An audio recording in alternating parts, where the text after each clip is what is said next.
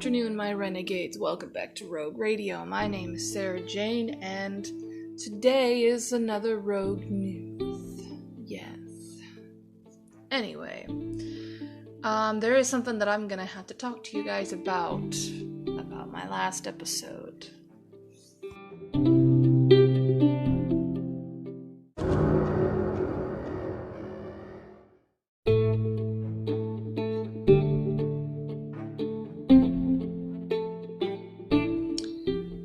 I have to talk to you guys about something very important. Please don't think that after you hear me talking about this that I'm not for the people of Ukraine or the people of Russia. Anybody, any person, any people, any soul that is suffering from the effects of war is the people that I'll stand by always.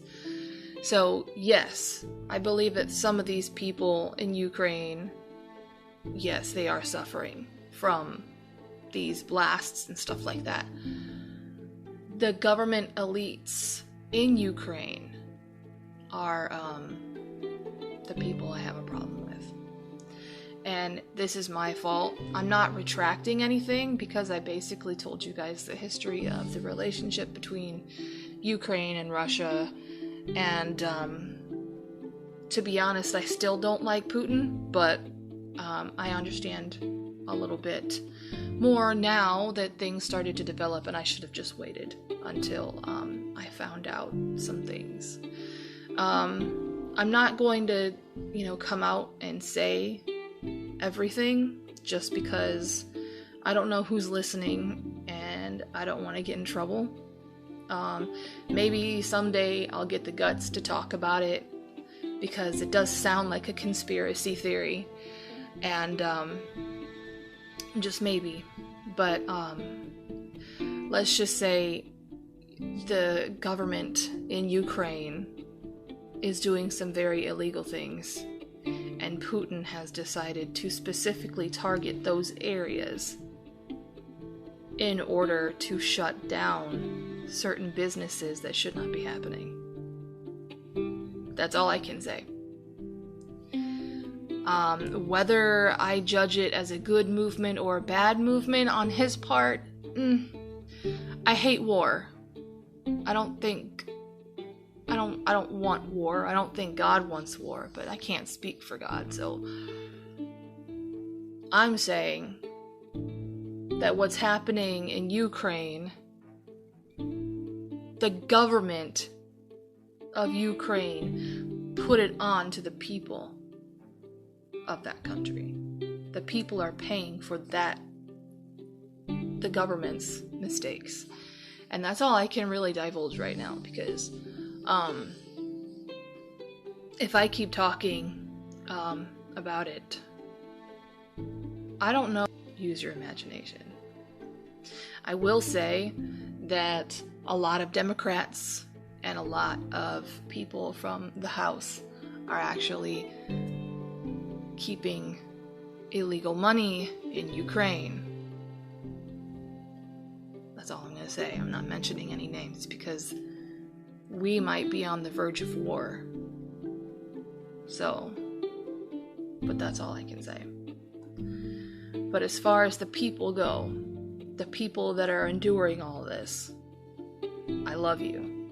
Whether you're Ukrainian or Russian, I love you to death. And I will always stand for the people, not the government.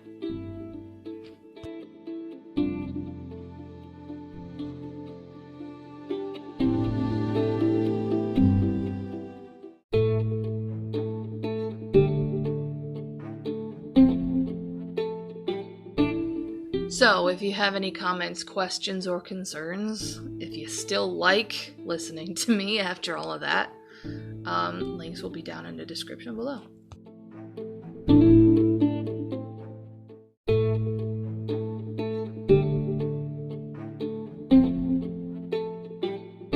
And speaking of Russia and the relationship that America has with that country, Biden has declared something. Yeah. Biden announces a ban on Russian oil imports. That's not gonna start a war. Man, he's stupid.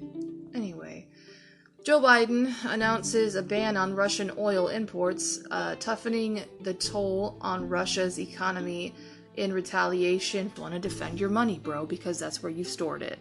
Anyway, in the Roosevelt Room at the White House in Washington. Bro, you'll never be like Roosevelt, sorry. Joe Biden officially announced a ban on Russian oil imports as part of his response to Vladimir Putin's ongoing assault on Ukraine.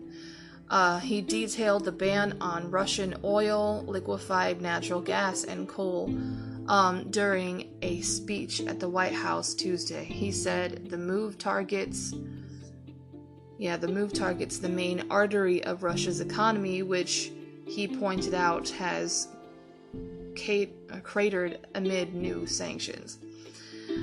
Biden's decisions will not impact uranium imports from Russia.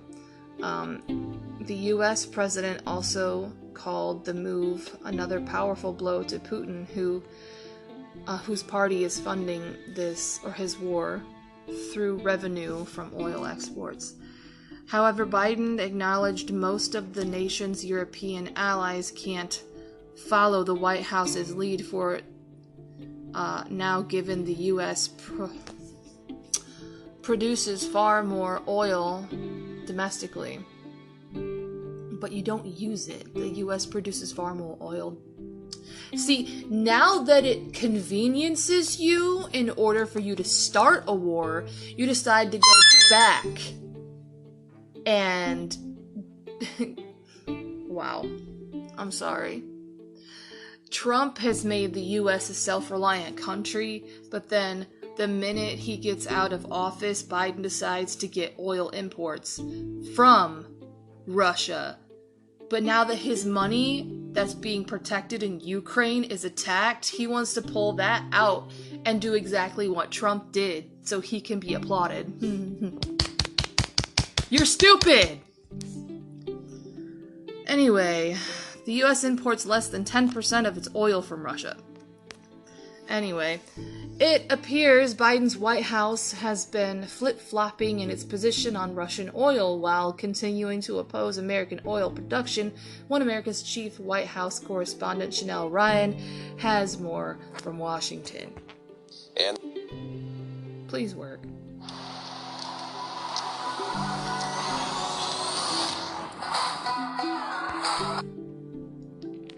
Okay, I can't play that because it's got an ad.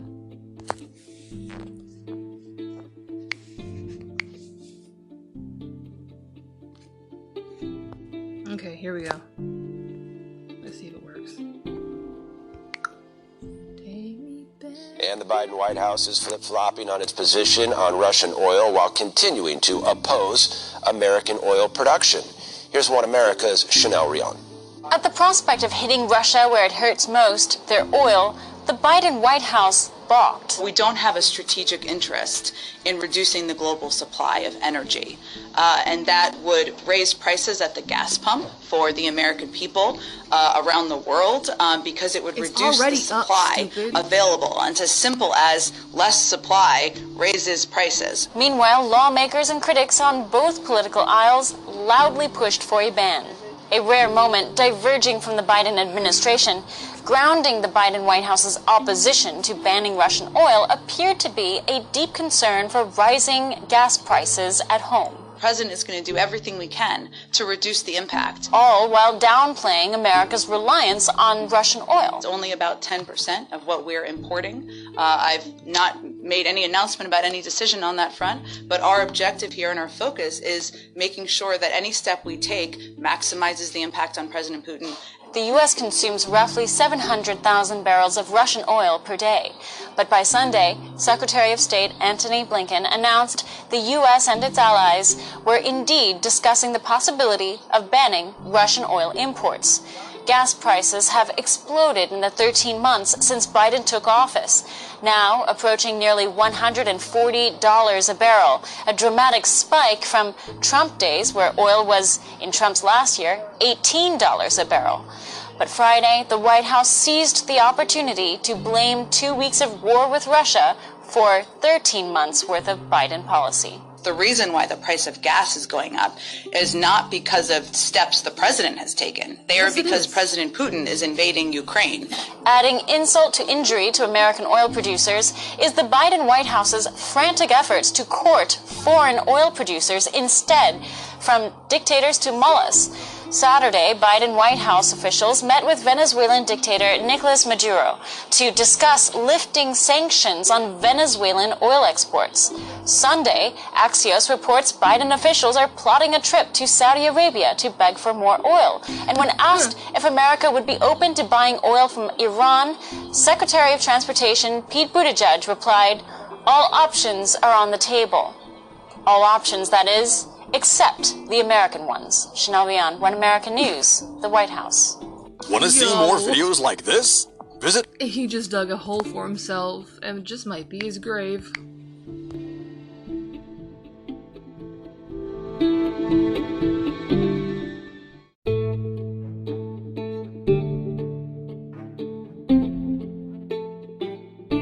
Okay, here comes another one.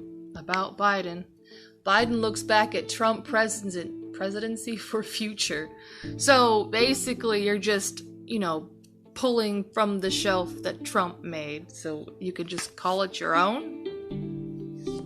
Okay. Joe Biden seems to be taking pages out of Donald Trump's presidential playbook as several policies seem to mirror his predecessors. During a recent State of the Union address, Biden seemed to change his tune on border security while stressing halting illegal immigration at America's southern border is a top priority. Why can't you get Kamala Harris on it, huh? Isn't that her job? She is the border czar. The czar. Good God. If you're really going to use a Russian word to describe a leader for the border, might want to change that now, stupid. Anyway, during this first year, Customs and Border Protection officials reported more than 2 million migrants illegally crossed the border, while more than 146,000 migrants were resettled across America. Additionally, Biden halted all contracts related to the construction of the border wall. This put a considerable amount of stress on American immigration system and forced migrants to be packed in border facilities and didn't have the resources to swiftly process them. However, Biden has been returning to Trump-era policies, including continuing the Title 42 policy enforced by Trump and attempt to stop COVID-positive migrants from entering the country. Excuse me. Biden now says securing the southern border is imperative. Okay. Wow. A little too late for that, my friend. We need to secure the border and fix immigration system. Good God. Excuse me. We can do both. He stated, at our border, we've installed new technology like cutting-edge scanners to better detect drug smuggling. We've set up joint patrols with Mexico and Guatemala to catch more human traffickers. Thing is, sir, isn't, sex trafficking and drug trafficking, isn't that what makes America very rich? That makes the White House rich. It makes you rich. It makes you rich enough to, hide all that money in the banks of Ukraine, sir. Is it because you've decided to clean up your act? Is this the reason? Because you decided to just slap the hand of Russia? I think so.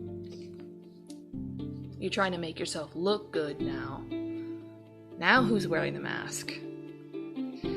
Additionally, Biden is making strong calls to keep schools open. Democrats took immense heat amid the COVID-19 pandemic, with Chicago's mayor facing off against America's most powerful teachers union over shutdowns in districts nationwide, keeping face mask mandates. Biden has also capitulated to medical assessments, saying infection and transmission rates among children are extremely low. Yeah, so why are you trying to vaccinate them? That's been happening too. The Democrat has even echoed America First sentiments while talking about bringing back American manufacturing jobs following a bridge collapse in Pittsburgh, Pennsylvania, late January. The president touted his more than infrastructure package. He said his plan aims to invest in cities and towns across the country in hopes of modernizing them and making them cities of the future. Just this month, Biden vowed to shore up resources to fix the supply chain by boosting funds to bring manufacturing jobs back to America and establishing a supply of rare earth minerals independent from foreign partners. He has claimed more American-made products will hit domestic shelves in the future. We'll see, sir. We'll see. We need a future that's made in America, Biden stated. But you still want... Okay. You a hypocrite. That's all I'm gonna say. If you're gonna be a bad guy, at least be, be good at being bad and being corrupt. Alright? I don't like somebody that's just a freaking hypocrite that flip-flops all the time. Almost exactly a year ago, I issued an executive order to prioritize strengthening our domestic supply chain because when I found out was that, if I was going to follow through on my commitment to say we are going to make it in America and build it in America, have all of it built in America, we need a supply chain that was reliable. See, I'm sorry. Even when he drivels, I lose brain cells. And including critical materials like lithium, graphite, rare earth materials such as which are badly needed for so many American products. Okay. Still trying to, be a Trump when you can't be one. There's only one. In the meantime, critics lament it's too late for Biden to bridge the gap between Republicans and Democrats. They cited soaring inflation and crime rates plaguing America under his watch, as well as his mistakes in the international arena, as a rallying cry behind the GOP in the 2022 midterm elections.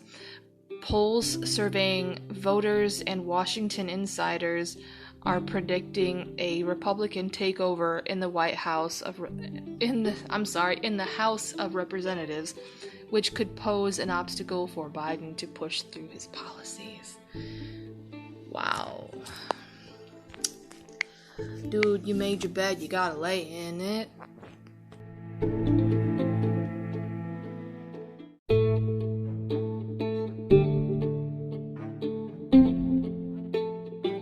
Okay, this one's about the Grand High Witch herself. The Grandma Witch. The Grand High Witch is Kamala Harris, but who cares? They're both ugly as heck. House Speaker Nancy Pelosi scoffed at the idea of increasing U.S. domestic oil production as her constituents pay an average of $5 per gallon of gas when America's Jasmine Hovey has more. Okay, yeah, it's a video, so we're just gonna play it.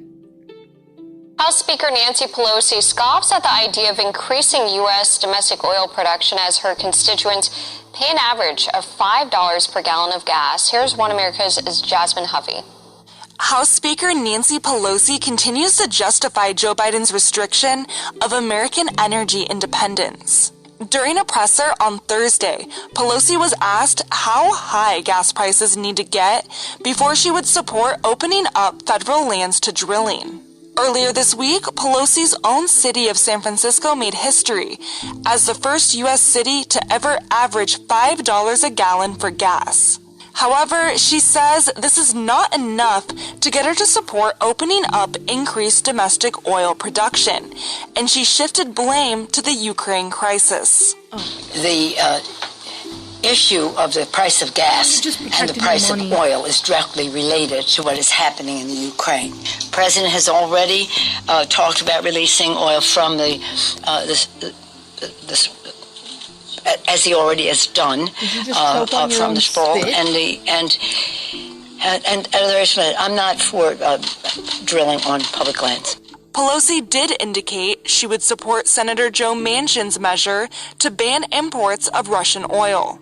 Meanwhile, on Thursday, everyday Americans at a gas station in California's Bay Area said they are feeling the price increase, with some even calling it, quote, disturbing. It's so high that it's very difficult to manage. Having keys and other stuff to do, plus the gas, is very, very disturbing to a lot of us. It's not been easy, but what can we do? I'm managing by the fact that I had 2 miles left in my car before I had to go to the gas station.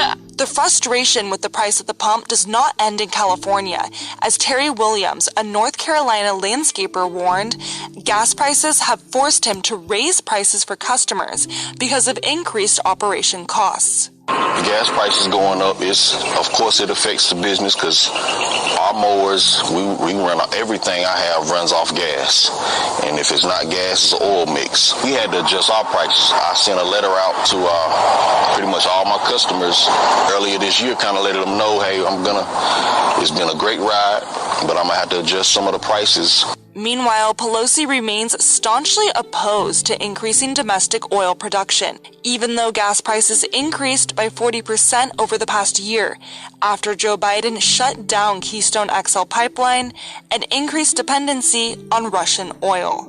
Jasmine Hovey, One American News. Want to see more videos like this? Visit OANN.com. Yeah, if you really want the people to love you, Biden, which is something that I personally shouldn't give a suggestion, but just because I know that he'd just be copying, Trump, get back on good terms with Canada and use that pump.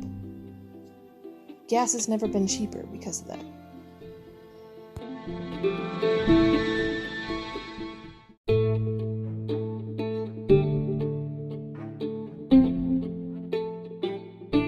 Now it's time for some news that I find randomly. So, sit tight. Let me know if this is entertaining for you, just like a little break in between seriousness, between politics and world news. Is it a good balance? Let me know. Alright, I think it's time to take a break.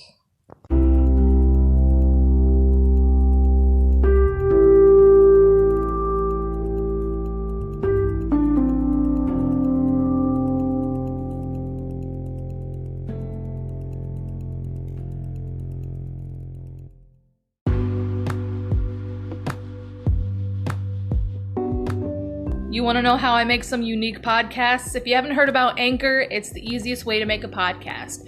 For one, it's free. There are creation tools that allow you to record and edit your podcast right from your phone or computer, and they're easy to use. Anchor will distribute your podcast for free so that it can be heard on Spotify, Apple Podcasts, and many more. And you can make money from your podcast with no minimum listenership. It is everything you need to make a podcast in one place. Download your free Anchor app or go to anchor.fm to get started. It's really fun. Come and join the Renegade family, all right?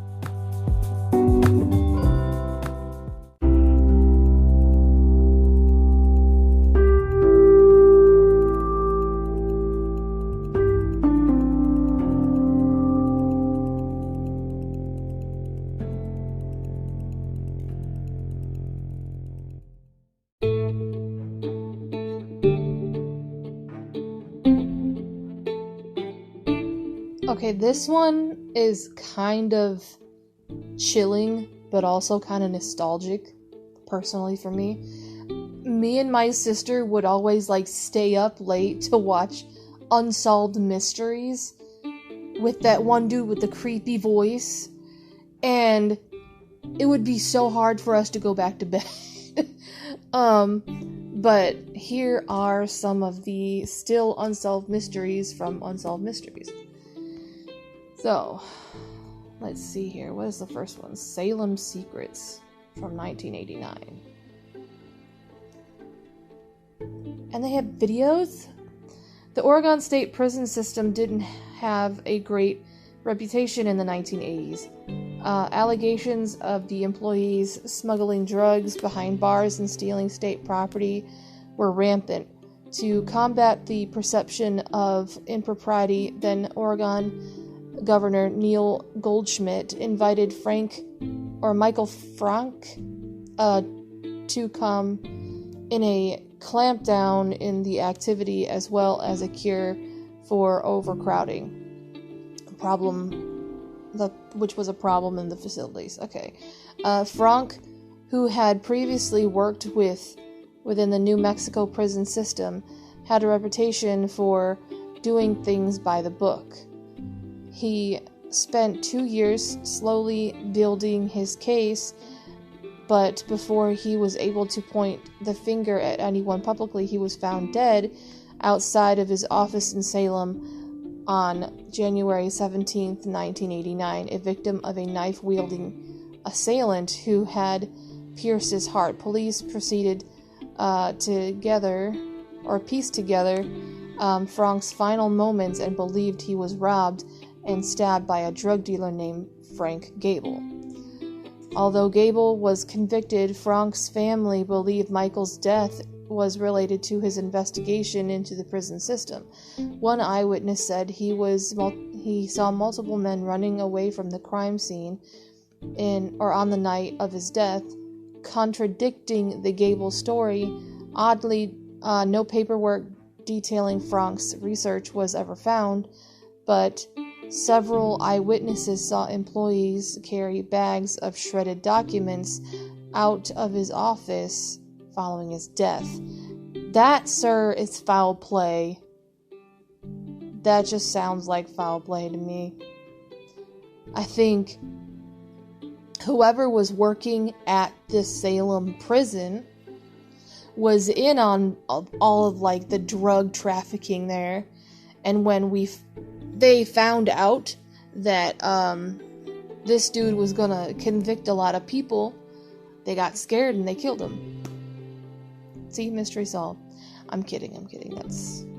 That's terrible to say, but I don't know, it seems simple in my mind. Gable has thus far been unsuccessful in getting his appeals heard, despite several witnesses coming forward to cite police coercion during interviews and recanting their statements that he was at the Queen. In 2016, a magistrate judge heard arguments of the new trial, including statements that deceased criminal John Krause made to relatives, in which he confessed to killing Frank in a car burglary. I can't talk now, what the frig. Car burglary gone wrong. So basically, he was in his car, Krause decided to stab him. Krause revealed several key details of the crime, including the fact that he punched Frank in the face during the confrontation. Frank had a bruise on his face consistent with Krause's description. Though Gable is still considered the perpetrator, both Frank's family and the team that Unsolved Mysteries consider Frank's untimely death an open case. Number 2, AWOL, 1993. Soldiers who flee military enlistment without permission are known as being AWOL, absent without official leave. Private Justin Bergwinkle, okay, that's going to be hard to say, didn't seem like a plausible candidate for stepping out on his responsibilities. He had worked hard and aspired to become an Army Ranger, which required specialized and intensive training at Fort Ord in Salinas, California. He seemed committed to a career in the military, and then he began acting oddly around his girlfriend. And then while visiting her, he would abruptly tell her he had to leave in order to meet unnamed parties. When she pressed for details, he told her it was a secret, hinting only that it might involve arms smuggling. Okay. While she noticed he carried a briefcase full of shredded paper, once she answered the phone and was told to deliver Burkwinkle a message, the mission was being called off. After 3 years in service, Burkwinkle simply vanished. His car was recovered at a motel 3 months after his disappearance, with all of his belongings, including his wallet, keys, and ID, inside. So were his military-issued dog tags, which he once told his girlfriend were useful in identifying the bodies of dead soldiers, adding, "If you ever see these lying around, that means I'm dead." So, okay, he probably committed suicide. Or he got suicided, meaning someone killed him because he knew of certain information that he wasn't allowed to know. Anyway, Burkwinkle suffered from a mental illness. Others think he was involved in illicit activity that might have gotten him killed. No one has seen or heard from Burkwinkle since June 12, 1993. Wow. Number 3 for abduction, 1991. Let's see here. Angela Hammond and her boyfriend Rob Schaefer lived in Clinton, Missouri, and likely didn't concern themselves much with the possibility of being victimized by the same types of crime that plagued larger cities. But on April 4th, 1991, the worst case scenario came true. While phoning Rob from a payphone, 20-year-old Hammond remarked that a green Ford pickup had been circling the block. Hammond said a filthy, bearded man had exited and was using the phone next to hers. They talked for a few minutes until Hammond screamed. Schaefer raced to his car and drove to the phones, which were just blocks away. He told the police he passed the pickup driving away with Hammond screaming his name. He tried to give chase, but his transmission failed. And he watched helplessly as the truck, which had a giant fish decal on the back window, disappeared into the night. Schaefer was initially considered a suspect, but was quickly cleared. Despite the telltale window sticker, police were unable to locate the vehicle or Hammond. They believed her disappearance might have been connected to 2 other women who were abducted and murdered within 100 miles of Clinton, but no one has ever been charged with the crimes. Oh my God. That one's sad. That one's really sad. Dreamy disappearance is number 4. Oh my God, in my hometown. Good Lord. Let's see. Cynthia Anderson worked as a legal secretary in Ohio, sometimes passing the time in her office by reading suspense or romance novels. In 1980, the 20-year-old told her mother that she had been having a recurring dream about allowing someone into her house who meant to harm her. At work, she received harassing phone calls to the point her employer's lawyers, Jim Rabbit and Jay Feldstein, had an emergency buzzer installed at her desk. When Rabbit arrived at their office the morning of August 4th, 1981, they expected to find Anderson behind her desk. Instead, the front door was locked and Anderson was nowhere to be found. The novel she had been reading was open to a passage describing a violent abduction. Her car was still in the lot. I think I remember hearing about this one. A month later, a mysterious phone call came into the police headquarters. A woman insisted Anderson was being held in a basement, but wouldn't give any specifics. She called a second time to tell police the house was occupied, but never actually contacted them again. Some theorize Anderson may have heard incriminating conversations involving a drug dealer who became concerned, and she knew too much. To date, no one has been charged in connection with her disappearance. That is crazy. Friends to the End, 1987. And just seeing, like, the thumbnail for the video. Heck no. In the 1980s, Arkansas, a popular, albeit illegal, activity among youth was spotlighting, a practice in which a hunter would freeze animals in their tracks by shining a flashlight in their eyes while their partner fired a weapon.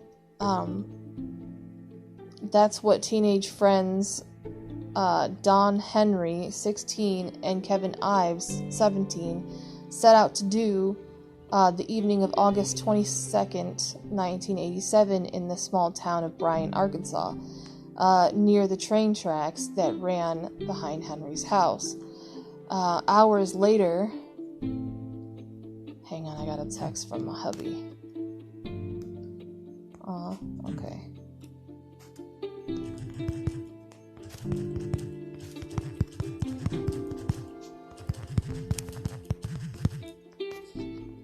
I might have to start dinner soon. Hours later, a conductor named Stephen Schroyer was navigating his train through the area when he noticed the teens laying motionless on the tracks.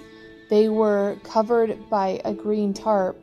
Shocked, Schroyer tried to come to an emergency stop, but it was too late. The train ran directly over their bodies. A coroner would later conclude that the boys were asleep on the tracks as a result of smoking 20 or more marijuana cigarettes. Oh my god. How do you get... I've only tried weed once, and it was disgusting. I didn't like it. I can't imagine 2 teenage boys smoking 20 marijuana cigarettes in one sitting. Yo, that'll do it. A finding that both sets of parents rejected. Owing to public pressure, the bodies were exhumed so another autopsy could be conducted. The findings revealed that the boys had 1 to 3 marijuana joints. Okay, that's a little better. And that one of them was dead and one unconscious before the train ran over them. That coupled with the fact that Henry appeared to be stabbed and Ives stuck with the butt of his own gun,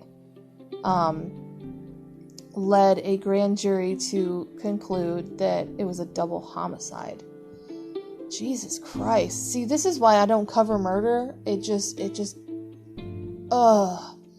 I hate it. That's something that just gives me the heebie-jeebies. I just can't do it. But, in 2018, the Ives family was still pursuing answers with the help of a private investigator. In a bizarre twist, former professional wrestler Billy Jack Haynes claimed he was a witness in the case. He came forward to assert that at the time he was involved in drug trafficking in the area and had been called to the area to make sure a scheduled airdrop happened without incident. In 1988, a confidential informant told police the area the boys were in was used to drop drugs from passing aircraft. According to KATV, Hayes claimed he was present when an airdrop of cocaine took place, and the boys had witnessed the drop. I see. No loose ends, pretty much. They also said that he helped lay the boys on the track. Police have not yet commented on his claims. That's crazy. Tupac Shakur, 1996. I don't really know if I have an opinion about this conspiracy theory, but it's definitely interesting. Both Cosgrove and Muir have been unable to shake the puzzling details that led up to the murder of the 25-year-old rapper Tupac Shakur. On September 7th, 1996, Shakur was in Las Vegas to watch Mike Tyson in a boxing match against Frank Bruno, and was riding with a rap mogul, Marion Suge, night following the fight. Okay. Both men had run-ins with the law in their past, and both flirted with danger in rap's criminal element. Earlier that night, the two reportedly got into a physical altercation with members of the Crips street gang. Later, while driving, the men stopped at an intersection. A white Cadillac pulled up and opened fire. Knight was grazed by a bullet, but Shakur was hit 4 times, twice in the chest and once in the arm and once in the thigh, and was in bad shape. He died of his wounds 6 days later. Of the many witnesses, many of them came forward. Yafu Fula, a backup singer for Shakur before he could try to identify any suspects to submit to further police questioning. Fula was gunned down at his home in New Jersey. No one has ever been arrested in connection to Shakur's murder. Wow. That one's a really well-known and famous one. I would like to believe that Shakur is still alive, though, because that's the conspiracy theory. The Kecksburg Ufo Incidents. See, now this is my cup of tea right here. Give me Bigfoot and UFOs and government conspiracy theories like MK Ultra and stuff like that. I can deal with that. Which is weird, because sometimes they can be even more violent than actual murder, but I am weird. Anyway, Steven Spielberg couldn't have scripted a better opening on the evening of December 9th, 1965. Thousands of eyewitnesses reported seeing a strange light appearing over parts of the northeastern United States and Canada. Citizens of Kecksburg, Pennsylvania saw it, too. But they also witnessed a lot of commotion coming from what looked to be a crash site. Local law enforcement was said to have been quickly ordered out of the area by government officials who crowded around an acorn-shaped spacecraft. Wow. Embedded into the ground. Reporters of the crash being a meteor or some kind of space debris circulated, but UFO researchers have long insisted the incident was extraterrestrial in origin. Others believe that it was a spy satellite that the United States wanted to disavow. Neither NASA nor the Air Force has responded to civilian inquiries, but what may or may not have landed in Kecksburg that night. 1 minute million is number 8. Okay. This one just kind of looks unsettling. I don't know if I don't want to read it. On April 19th, 1989, an armored car in Eden Prairie, Minnesota was besieged by a gang of armed robbers who quickly and effectively relieved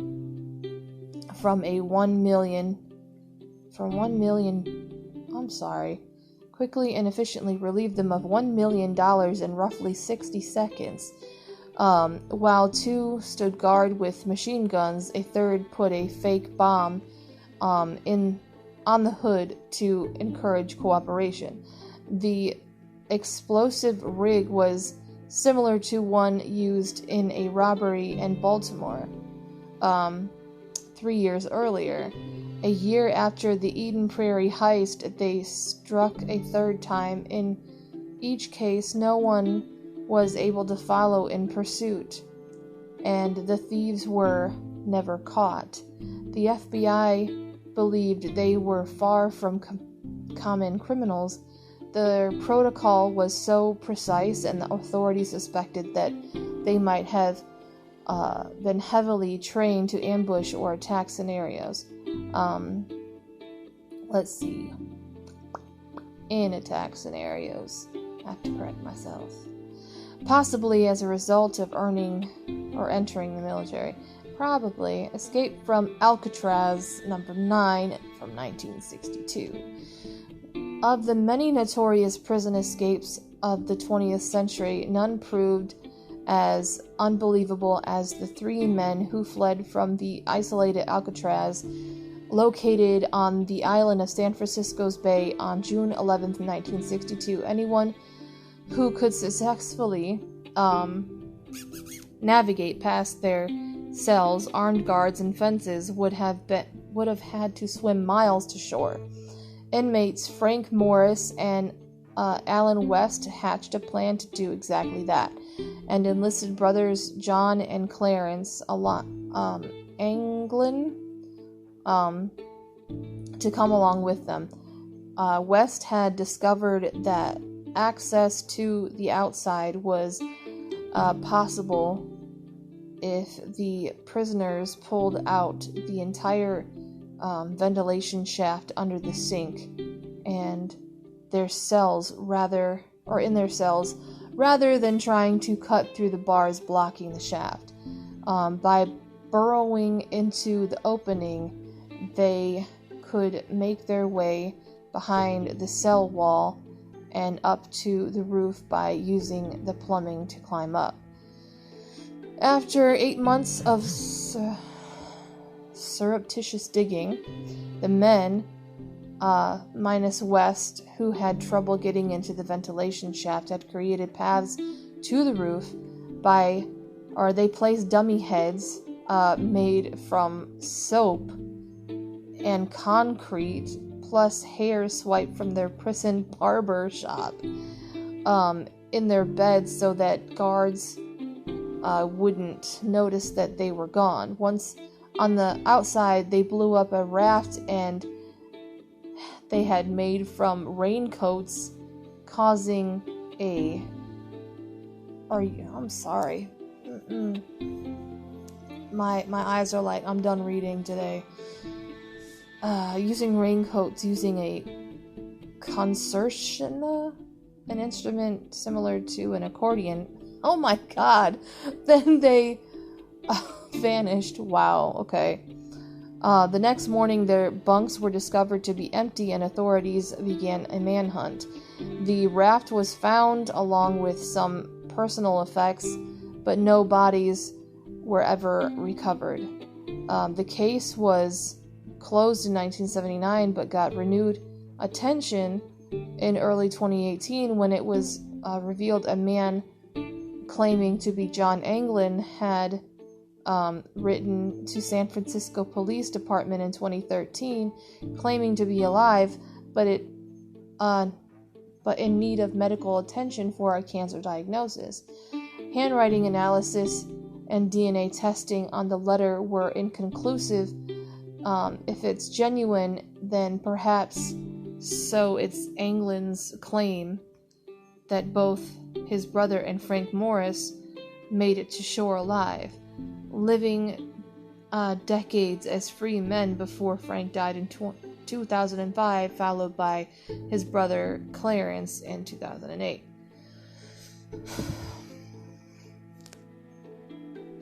And number 10 is D.B. Cooper, 1971. Year after year, snippets of the information continue to trickle out about D.B. Cooper, the alias of the man or woman who successfully hijacked a plane bound for Seattle in November 1971, the 24th of November. Cooper, who politely and calmly informed the stewardess that he had a bomb and demanded $200,000 in cash when the plane landed, got his money and jumped out of the aircraft with a parachute.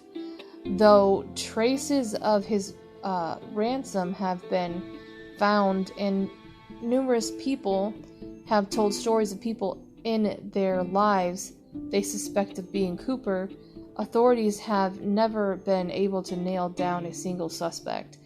In 2008, an amateur sleuth codebreaker named Rick Sherwood came forward to state that he had analyzed letters and believed to be from Cooper and read the cryptography that indicated the criminal was identifying himself as Robert Rexhaw, a Vietnam veteran with parachuting experience.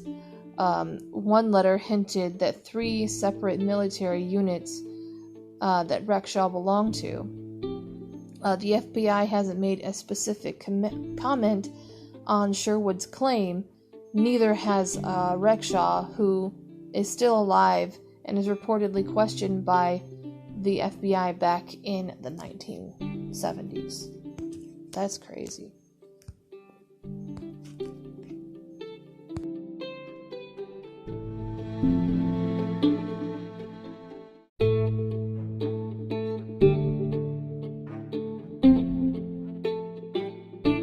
Okay, it took me a while, but I found something interesting and very important. So, mom calls out as people use to sexualize toddlers, and it needs to stop.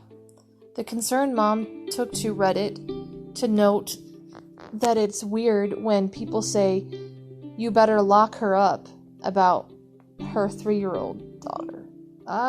That's gross.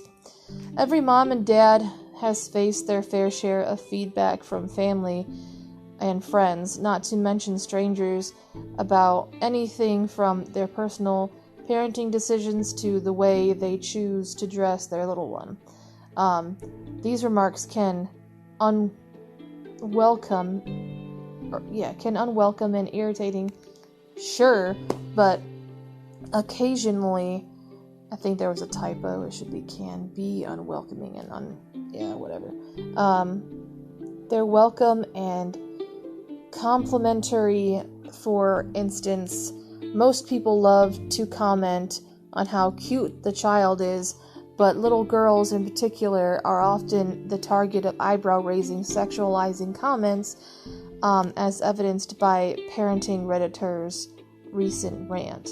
Writing under the handle Raiden,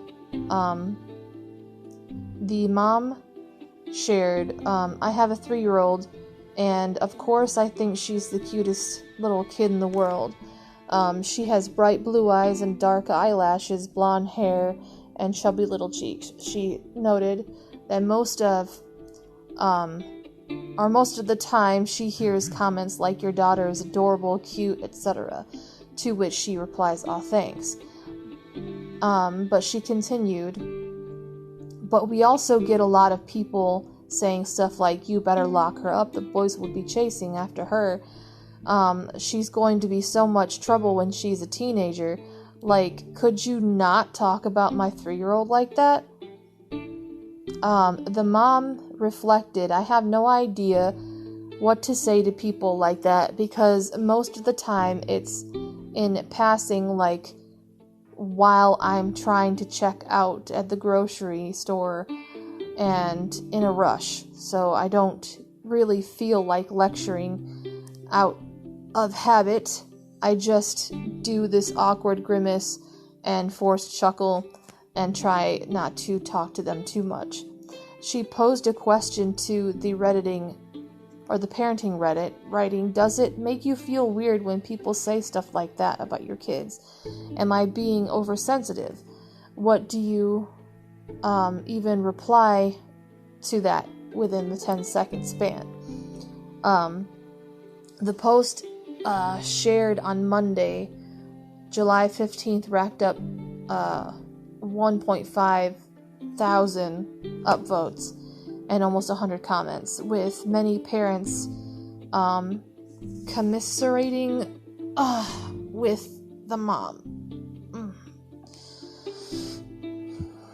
Let's see here. Redditor, a Redditor wrote, I'm not even about to it says Big Daddy. Jesus Christ. I think it's very weird. My daughter is 2.5 and biracial, and the comments I get are terrible. I also really hate when she's just playing, like opening her legs and dancing, and family members are like, she's starting early. I'm like, WTF, stop making things sexual about my child. Yeah, I'd be very upset if someone said that to my kid. To be honest, if I had a daughter, and it is most likely something like that would be said about my daughter to my face, and I would have the hardest time not slapping them, but I would definitely go off, because my God, like, the families are the worst, aren't they? Like, 50 shekel noted. My daughter is 10 now, and we get this all the time. I usually just say something like, she's 10, we're not concerned about that. Most people get the hint without having to call them creeps. That said, the Redditor noted that in my experience, it's never meant as creepy. It seems more of a generational thing. Yeah, I would say that, you know, when I was a kid, I used to remember, I remembered, like, people saying, oh, she's so adorable, she's gonna have to beat the boys off with a stick and all this stuff, and it's usually, like, the elderly people that are saying that,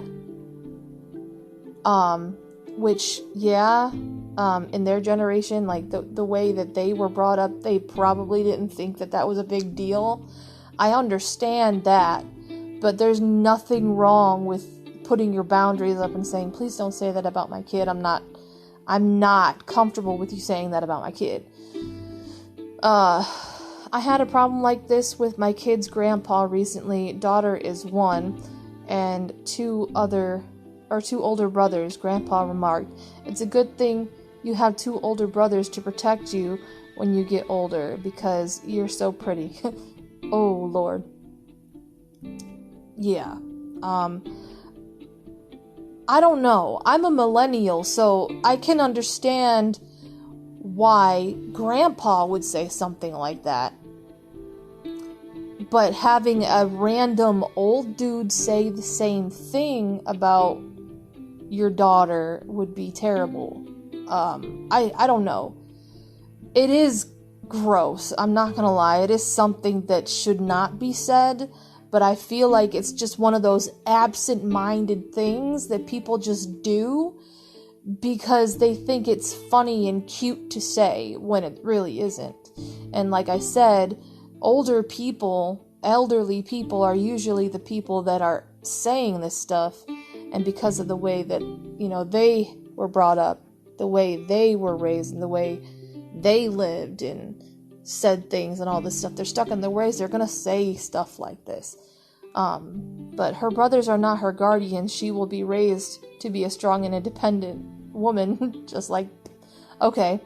Her looks will not get her in trouble either. Part of the response after my annoyance was mad apparent. I'm a dad. I have male and female children. They're all being taught consent, respect, independence. I hate this attitude where girls are in need of protection and parents need to watch out for when she gets older. Like, Jesus, she is a freaking toddler still, and why are you sexualizing her looks? It's gross. Yeah, no, I understand that. I don't know, what is it with grandparents or just old people? I think that, to be honest, do I believe that elderly people can be pervs? Yes. Okay. But another explanation for that is probably because elderly people are very sentimental, so they kind of look back on things. They look ahead and back on things more than regular adults do, especially parents, because I feel like the parents are more in the present when they're protecting their kids and parenting their kids. They need to be present. So when it comes to like grandparents or elderly people making those comments, they probably are already making assumptions about how this child is going to end up because they're that sentimental, if that makes any sense. I'm not defending the action or defending, the words that they say, of course not, but I do kind of trying to understand why anyone would say something like this. That said, several commenters thought the original poster was overreacting. One of them wrote, I've thought the same thing about kids who were especially pretty attractive is a compliment. No one is saying that they're attracted to the child. People need to relax. See, yes and no. Just saying it is kind of creepy. It is kind of creepy, I'm not gonna lie.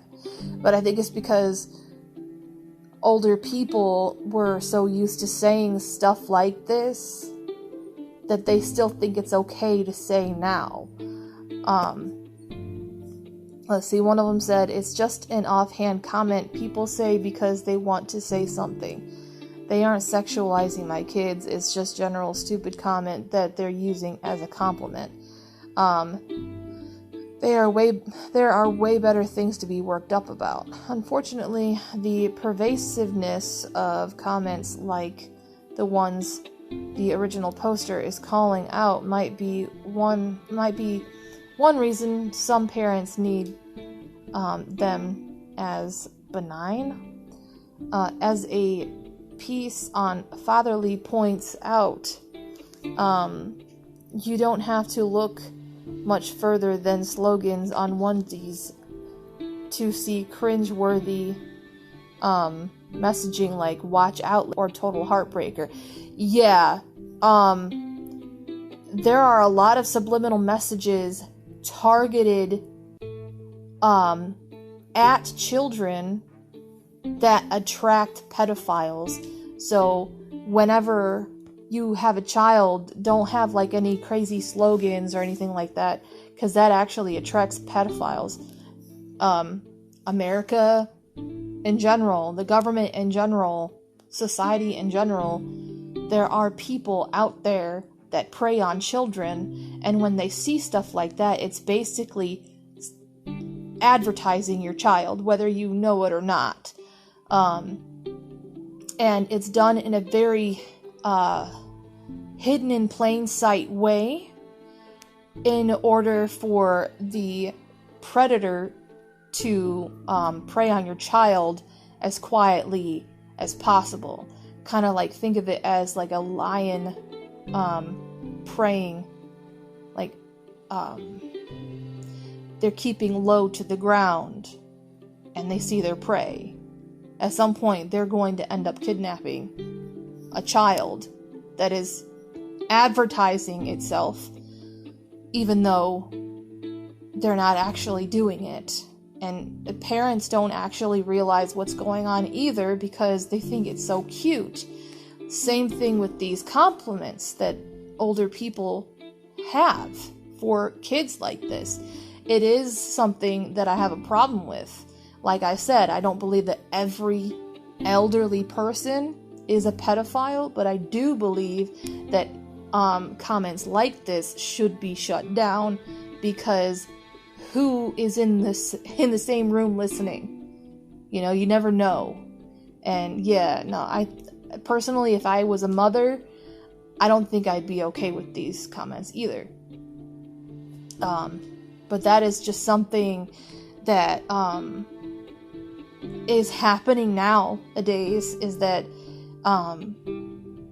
children are being more and more sexualized. There are celebrities that are starting to say that children are attractive, and it is blatantly disgusting. It is something that should not be encouraged, but it is something that has been happening for a very, very, very long time, especially in Hollywood. We've covered that before in some of the pedophiles. You know that some directors are pedophiles, and they've victimized many, many children just to slake their own lusts. And it's gross, it's demeaning, and children need to be protected. And I understand why this mom flipped out.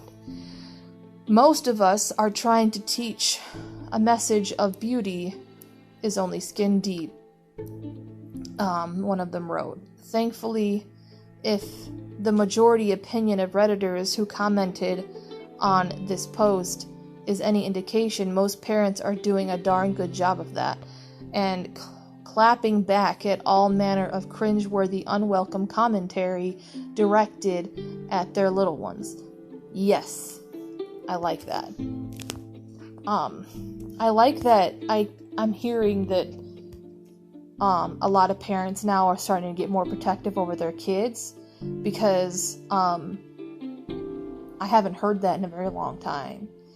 I've heard of many absent fathers, absent mothers, abusive parents, and all this stuff, but hearing stuff like that is something that, you know, makes me realize, okay, there are parents that really do care about their kids. Of course, generally, there are a majority of parents that do care for their kids, have two parents in the home that raise these children right, and it's wonderful, and they're deflecting any cringe comments, which is amazing.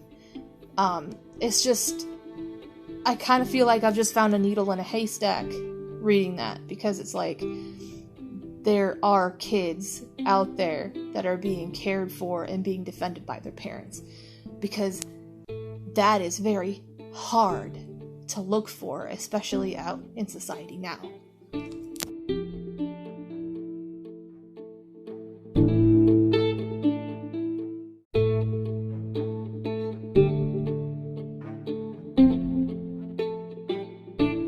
Okay, along with the parenting, we have 10 ways to make your child feel loved. Say yes to snuggles. Yes, I approve. Every single night, my son calls out from his room, Mommy, can we have a snuggle? I say yes for 2 reasons. Because I know one day he's going to stop asking, and because during the quiet, at the end of the day, all I have to do is put my to-do list on hold for a few moments and be rewarded with insight into his thoughts and feelings, plus the knowledge that I am making him feel loved and secure. Aww. Wake her up with a smile. This sounds simple, right? But think about how wake-ups usually go in your house. In mine, they involve unsmiling and saying, "Wake up, come on. Do you want to be late for school?" The mornings where I take a moment to kiss a forehead and rub a cheek are always the best ones, though.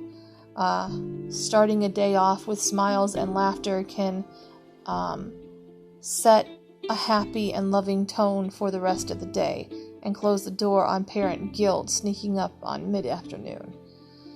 Let him express himself. This is something that I've kind of never experienced in my life, because I always was taught, whether or not it was like unconsciously, that my thoughts didn't matter. Like, me expressing myself did not matter, because what my parents said goes, and it was always, if I ever asked why, it was because I said so, or because I'm mom, or I'm dad, and that iron fist parenting, it made me feel less than.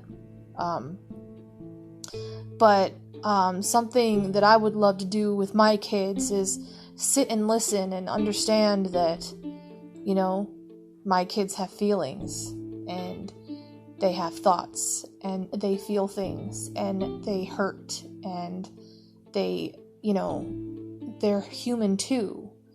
And to be honest, sometimes they're little adults because they understand more as well. So part of showing a child true unconditional love means that parents or caregivers should hold space for them to express themselves freely, says spiritual parenting expert Christine Marin. You're probably more likely to be supportive of your child's self-expression when it's positive, but it's important to allow negative self-expression too. Resist the urge to immediately judge or correct when your child voices negative emotion. Instead, talk it out and be supportive and build a kind of trust that means your child will naturally come to you when she needs a shoulder. Listen. As in, really listen without distraction to any stories they would like to share. That's something that my parents didn't really do either. Either that, or they would listen, but then they would find something off about whatever I was saying and punish me for it. I don't know. It was just a lot. Too often I find myself half listening to something one of my children is saying, as I focus instead on making dinner, cleaning up, or even checking the mail. For shame. Look at me with your eyes, Mommy, my daughter recently said when she was trying to tell me something and I wasn't truly present. Since then, I've made an effort to listen, often kneeling down so I can look with my eyes, and if I can't listen right that second, I tell her when I'm able to listen, and I follow through. Learn their love language. See, this is something that is important, because not every child is going to respond the same way to your love language. Like, the kid's love language might be giving, like gift giving, or, you know, something like that. So it's not always present in marriages between like a spouse and their partner, but it goes along with like how your child responds to your love. So for example, even though you might feel very loved and cherished if your spouse arrives home from work with flowers for you, someone else might feel loved when their spouse empties the dishwasher for her.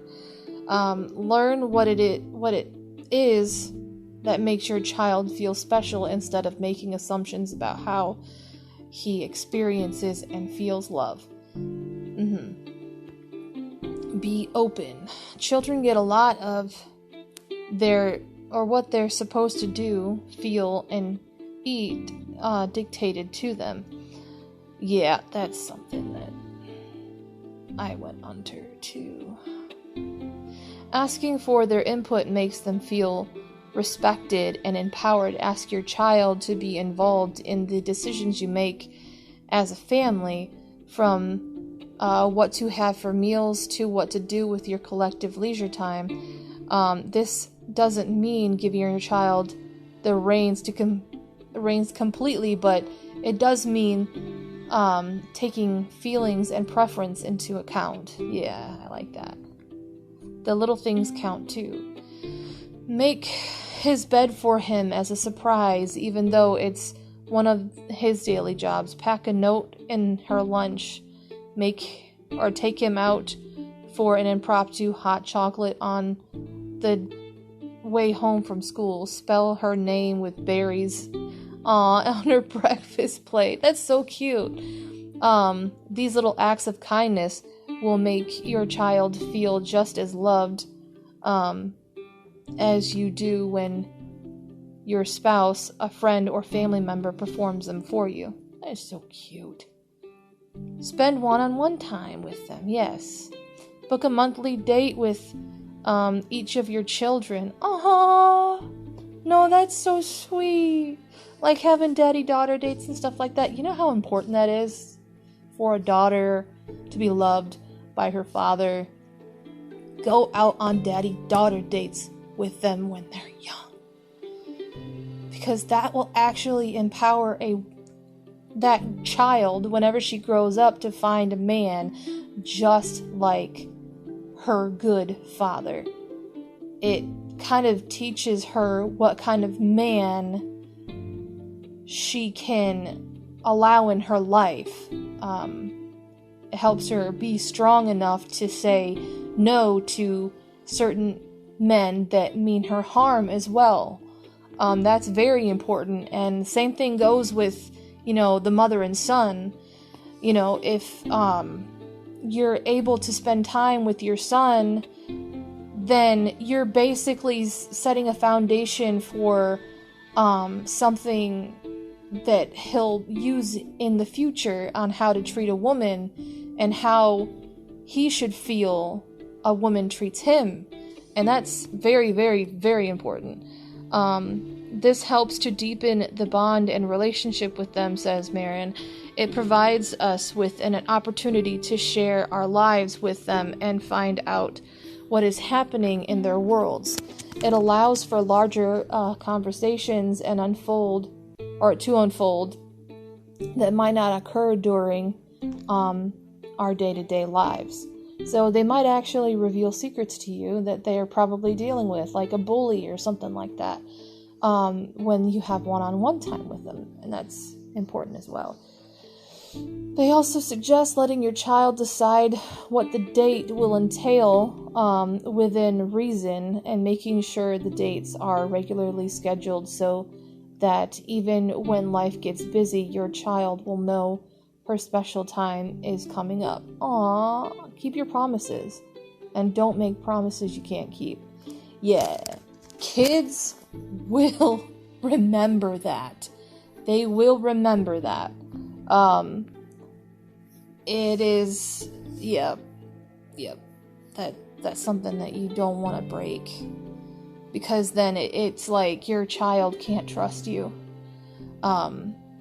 Just as making empty threats can damage your relationship, if you don't stop doing that, I'm taking all your toys away. Oh, that was something in my household. Or in my childhood. So, making empty promises, life happens, and some things can't be avoided, but making promises we know we can't keep in order to placate a child will only foster feelings of mistrust and insignificance. Yeah. So before you make a promise, be fairly sure you can follow through, and if you have to break it, explain why. Say it. Okay. A child can never hear the words, "I love you too much." Say it before you say goodbye in the morning and when you tuck them in at night. Yes, but also say it when your child might not be expecting it, like when he's acting up or when she's feeling contrary. During these times when you say, I love you, she'll hear, I love you anyway, even when you're not at your best. And this is something we all need to be assured of as often as possible, because it's at the root of unconditional love. I like that. I liked that article.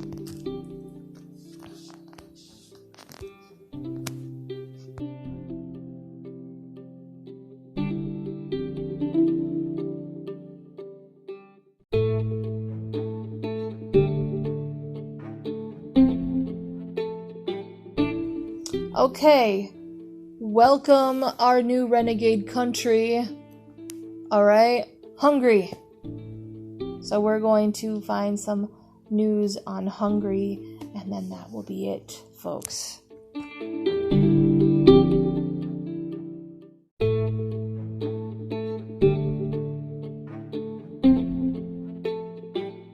Okay, this article stuck out to me, so let's see here. Hungary allows entry of Nato forces and enter NATO weapon shipments. NATO troops are now allowed to deploy into Western Hungary, and weapons shipments have been permitted through the region to other NATO members states.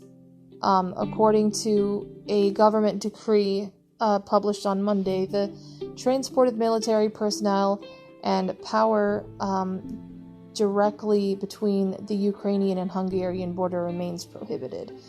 NATO has made it clear that it will not intervene in the war between Ukraine and Russia, but it has committed to defending its allies. On February 25th, the organization activated its defense plans and began deploying elements of its response to force with thousands of troops from the United States, Canada, and Europe moving to the alliance's easternmost borders. Sorry. So, here's a video from NATO. I don't know if it's in Hungarian or not, but we're just gonna play it anyways. Yesterday, NATO allies activated our defense plans. And as a result, we are deploying elements of the NATO response force. The United States, Canada, and European allies have deployed thousands of more troops to the eastern part of the alliance. We have over 100 jets at high alert, operating in over 30 different locations. And over 120 ships from the high north to the Mediterranean, including 3 strike carrier groups. There must be no space for miscalculation or misunderstanding. We will do what it takes to protect and defend every ally and every inch of NATO territory. NATO forces allowed into Western Hungary. In line with this decision, Hungary has submitted a government decree allowing for NATO forces to enter the western half of the country. Specifically, troops, vehicles, and weapons will be allowed into every county west of Danube. I hope I said that right. This deployment includes permission for training and military exercises to be conducted. The decree, published in the Hungarian government's gazette, allows the measures adopted by the European Union February 28th, allowing for assistance to Ukraine as well. The European Union, under the European Peace Facility, has decided to provide the Ukrainian armed forces with equipment and supplies, both lethal and non-lethal, worth a total of 500 million euros. The New measurements also restrict Russian aircraft from flying over the territory of the European Union and prohibits transactions with the Russian central bank. Weapon shipments allowed to NATO allies. The third point of the decree addresses these measures, specifically the assistance package allowing for the indirect transport of military equipment to that platforms intended to deliver lethal force. The fourth point specifies that shipments of such description cannot pass directly from Hungary to Ukraine. Instead, they must be transferred from Hungary to another NATO ally from where they can enter Ukraine's territory.